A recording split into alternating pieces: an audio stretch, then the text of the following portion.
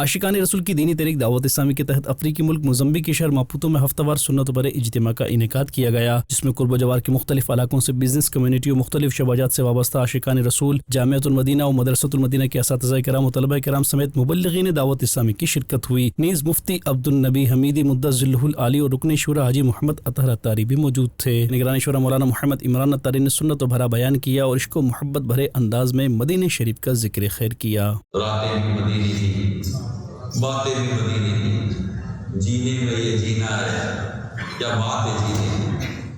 عرصہ ہوا طیبہ کی گلیوں سے وہ گزرے تھے، اس وقت بھی گلیوں میں خوشبو ہے پسینے کی۔ واہ کیا بات ہے مدینے کی، واہ کیا بات ہے مدینے کی۔ گھر میں نامہ لکھا ہوا ہونا چاہیے، واہ کیا بات ہے۔ اس کے بعد نگران شورا نے دعا کروائی۔ تیرے در پر نہ جائے تو کس کے در پر جائے، تیری بارگاہ میں صبح نہ کرے تو کس کی برکت میں۔ اور اختتام پر صلاۃ و سلام پڑھا گیا۔